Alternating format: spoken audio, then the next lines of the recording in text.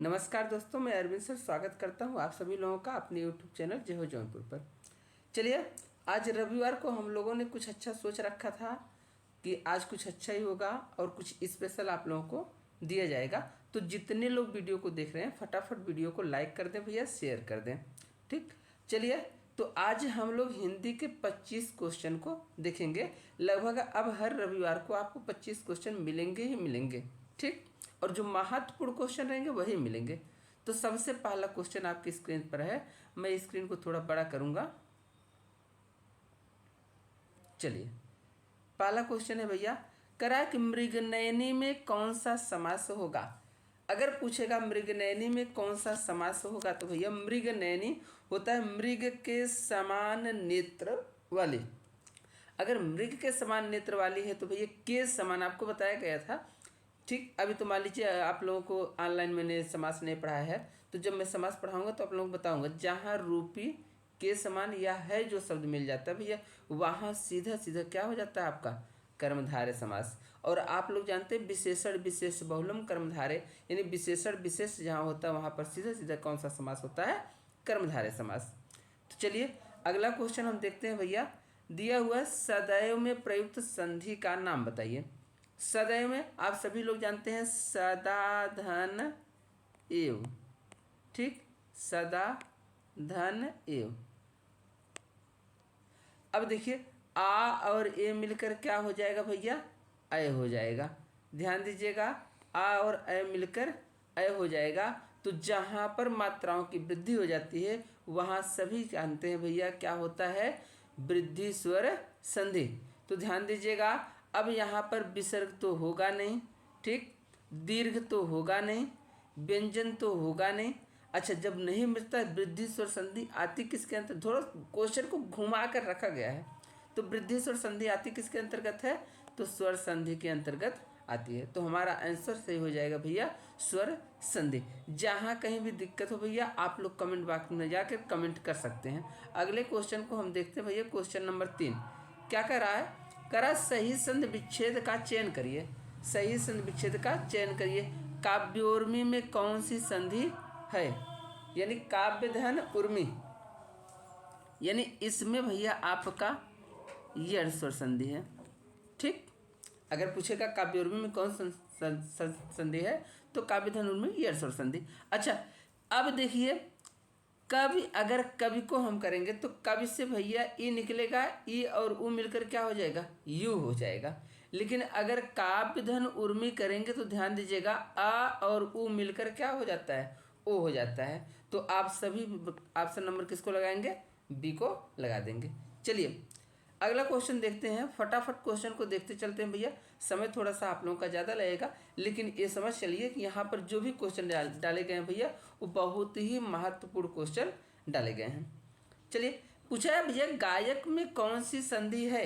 गायक में कौन सी संधि है, तो आप सभी को पता है कि अयाद स्वर संधि मैंने आपको पढ़ाया है ना, जहाँ ए ऐ ओ औ यानी दी आपके जितने भी भैया संयुक्त व्यंजन होते हैं, संयुक्त स्वर होते हैं, उन स्वरों के बाद ना, संयुक्त स्वरों के बाद अगर कोई असमान स्वर आता है तो भैया ए का ऐ का आय, औ का आव हो जाता है।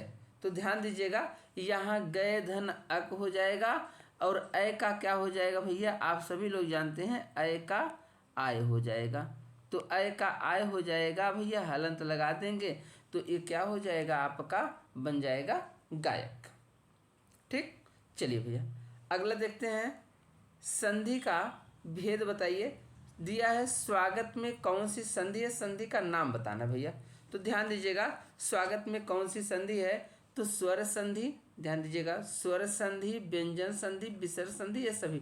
तो एक शब्द में कहीं कभी ऐसा कोई शब्द मिल जाता है कि उसमें 2 संधि पाई जाती है, लेकिन तीनों संधियाँ एक शब्द में तो नहीं पाई जाती हैं। ठीक, इसलिए भैया स्वागत में कौन सी संधि है, तो आपके देखिए स्वर संधि। तो स्वर संधि किसके अंतर्गत, स्वर संधि के अंतर्गत आपकी आती है भैया यड़ संधि। यड़ संधि में स्वागत का संधि विच्छेद करेंगे तो हो जाएगा सूधन आगत। अब देखिए सूधन आगत तो स्वागत तो आप लगा देंगे किसको भैया, स्वर संधि को। ठीक, चलिए अगला क्वेश्चन देख लेते हैं भैया, क्वेश्चन नंबर 6। चलिए अगर क्वेश्चन नंबर 6 की बात करेगा, दिया मुहावरे का सही अर्थ बताइए। अंतर का पट खुलना, यहाँ पर होना चाहिए का अंदर का पट खुलना, लेकिन कोई दिक्कत नहीं है। अंतर का पट खुलना, तो अंतर का पट खुलना मतलब भैया अंदर, अंदर मतलब अंतरात्मा, अंतरात्मा से हमेशा उत्पन्न क्या होता है भैया, ज्ञान उत्पन्न होता है, तो ज्ञान प्राप्त होना। ठीक, चलिए भैया आगे दिया है मुहावरे का अर्थ बताइए। आसमान टूट पड़ना, भैया आसमान अगर टूट जाए तो बारिश ही बारिश, यानी आपके ऊपर मुसीबत ही मुसीबत पड़ रही है, यानी बहुत बड़ी विपत्ति का आ जाना। ठीक, चलिए आगे देखते हैं भैया।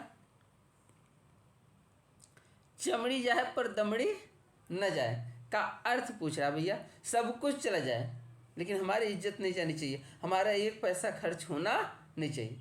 चमड़ी जाए पर दमड़ी, पैसा ही माँ बाप दोनों नहीं भैया, ये गलत हो गया। अच्छा, अत्यधिक कंजूस होना, नहीं भैया ये भी गलत हो गया, मितव्ययी होता। मक्खी चूस होना, ये भी नहीं होगा। जान चली जाए पर पैसा न जाए, यानी चमड़ी जाए पर दमड़ी, दमड़ी माने पैसा होता भैया, यानी पैसे का अर्थ दमड़ी से लिया गया है। ठीक, तो आप लोग इसको ध्यान देंगे। अगला क्वेश्चन देखते हैं भैया, क्वेश्चन नंबर 9। करा ऊँट के मुंह में, आगे डाट डाट डाट। आप सभी लोग जानते हैं, बड़ी प्रसिद्ध कहावत है, गांव में ऐसे भी लोग कह सकते हैं, कह देते हैं कि ऊँट के मुंह में जीरा। तो ऑप्शन क्या दिया भैया, जीरा होगा, केला होगा, बंदर होगा, मिर्च होगा। ऊँट के मुंह में भैया बंदर तो एकदम नहीं जाएगा, मिर्च तो जाएगा नहीं, केला ये सब चले जाएंगे, लेकिन इनका कोई महत्व नहीं। ऊँट के मुंह में जीरा, बड़ी चीज़ों में छोटी सी प्राप्ति, जैसे कहते हैं ना, खोदा पहाड़ निकली चिड़िया। ठीक, तो इन सब चीज़ों को आप ध्यान देंगे। अगला क्वेश्चन देखते हैं, क्वेश्चन नंबर 10 दिया भैया। नीचे लिखे गए शब्दों में कौन सा शब्द शुद्ध है। यहाँ पर दिया भैया सीधा, नीचे लिखे शब्दों में कौन सा शब्द शुद्ध है। दुर्व्यवस्था, दुरावस्था, दुरावस्था का भैया दुर्वस्था हो जाता है। कार्य कर्म नहीं होता, कार्य क्रम होता है भैया। ठीक, ये ऐसे लिखा जाएगा, कार्य क्रम। ठीक, ये होता है, कार्य कर्म नहीं होता है। अच्छा, ध्यान दीजिएगा, दिया है अहिल्या, अहिल्या भी आपका क्या है, गलत है। अहल्या आपका क्या भैया, सही है। ठीक, चलिए अगला क्वेश्चन देखते हैं, फटाफट क्वेश्चन को हम लोग देख लेते हैं। दिया है निधन का पर्यायवाची है। अगर निधन का पर्यायवाची पूछा, निधन माने मृत्यु को प्राप्त हो जाना, तो दीवावसान, दीवावसान का मतलब सूर्य के अस्त होने का समय था ना। दीवावसान का समय मेघ में आसमान से उतर रही वह सांध्या सुंदरी परिसी धीरे धीरे, तो ये भी नहीं। देहावसान यानी देह का अंत हो जाना। ठीक, ये भी ठीक है, देहावसान हो सकता है, लेकिन अस्त नहीं होता देह का, देह का तो अंत होता है, तो देहांतर ये भी नहीं होगा। आमरण ये भी नहीं होगा। देहांतर का मतलब शरीर का अंतर, तो देहावसान ही आपका, सॉरी, देहावसान ही क्या हो जाएगा, आपका सही आंसर हो जाएगा। चलिए भैया, देहांतर नहीं, अगर देहांत होता तो हो जाता, लेकिन देहांतर दिया है, देहांत नहीं दिया है। चलिए अगला क्वेश्चन देख रहे हैं भैया, कह रहा है गदहा का पर्यायवाची। अकिंचन का अर्थ होता है भैया जिसके पास कुछ भी ना हो। ठीक, गर्धर्व, गदहा का पर्यायवाची भैया गधर्व होता है। अनुकंपा, फिर शुक्र, ये सब दोनों नहीं होंगे, तो आपका सही आंसर क्या हो जाएगा, गर्धव। चलिए अगला क्वेश्चन देख लेते हैं भैया। दिया निम्नलिखित में से कौन सा शब्द ऊसर का विलोमार्थक है, यानी ऊसर का विलोम आपको बताना है। ऊसर का मतलब भैया जहाँ कुछ भी ना होता हो उसे हम क्या कहते हैं, ऊसर कहते हैं। तो दिया है रिक्त, रिक्त माने भैया पदों में जहाँ कुछ छूट गया उसको रिक्त बोलेंगे। उपयोगी, जिसका उपयोग किया जाए, तो ऊसर का जो अर्थ लिया जाता है भैया वो जमीन से लिया जाता है। तो अनुपजाऊ, जहाँ पर कुछ उत्पन्न न हो वो भी तो ऊसर ही होगा, तो उपजाऊ इसका क्या हो जाएगा, सही आंसर हो जाएगा।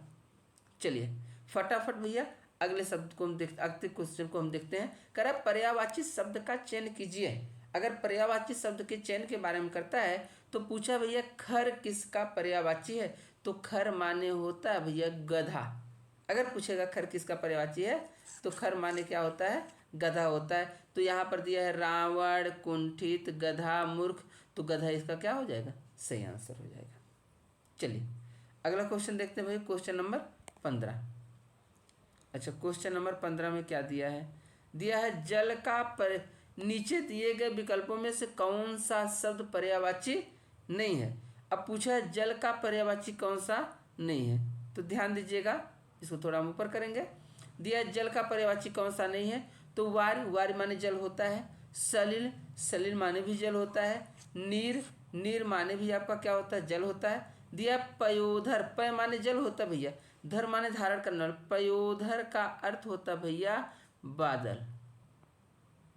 क्या होता है, बादल, यानी जल को धारण करने वाला कौन होता है, बादल ही होता है। तो पयोधर का अर्थ क्या हो जाएगा, बादल। चलिए अगला देखते हैं। दिया है प्रत्येक व्यंजन का दूसरा और चौथा वर्ण क्या कहलाता है। भाई जहाँ प्रत्येक व्यंजन का दूसरा और चौथा वर्ण, ध्यान दीजिएगा, पहला, तीसरा और पांचवा, यानी क च ग ङ च ज ङ ट ड ढ त द न प ब म, ये होते हैं भैया आपके अल्पप्राण। फिर कह रहे हैं दूसरा और चौथा, अगर दूसरे और चौथे की बात करता है तो वो क्या होते हैं भैया, महाप्राण होते हैं। तो महाप्राण ऑप्शन में दिया हुआ है, आप उसे क्या कहेंगे भैया, महाप्राण। बलाघात होता है भैया जिस वर्ण पर हम ज़्यादा बल देते हैं उसे हम क्या कहते हैं, बलाघात वर्ण कहते हैं। ठीक, चलिए आगे दिया है, बहुत ही आसान क्वेश्चन दे दिया, स्पर्श व्यंजनों की संख्या कितनी होती है, स्पर्श व्यंजन कितने प्रकार के होते हैं। यहाँ पर प्रकार नहीं देना चाहिए था भैया, यहाँ पर संख्या पूछना चाहिए था, क्योंकि यहाँ पर संख्या का ही बोध कराया है। तो अगर पूछेगा स्पर्श व्यंजनों की संख्या क्या होती है भैया, तो ध्यान दीजिएगा, ऐसे वर्ण जिनके उच्चारण में मुख विवर के स्थानों को जिह्वा कहीं न कहीं स्पर्श करती है उसे हम क्या कहते हैं, स्पर्श व्यंजन कहते हैं। स्पर्श व्यंजनों की कुल संख्या कितनी होती है, तो स्पर्श व्यंजनों की कुल संख्या 25 होती है। 25 में 5 वर्ग होते हैं भैया, एक वर्ग में कितने वर्ण होते हैं, तो एक वर्ग में 5 वर्ण भी होते हैं। चलिए बिना समय लिए हुए हम लोग 18वें क्वेश्चन पर चलते हैं। करें, अच्छा जितने लोग वीडियो को देख रहे हैं भैया, बीच में वीडियो को लाइक जरूर कर दीजिएगा और शेयर भी करिएगा।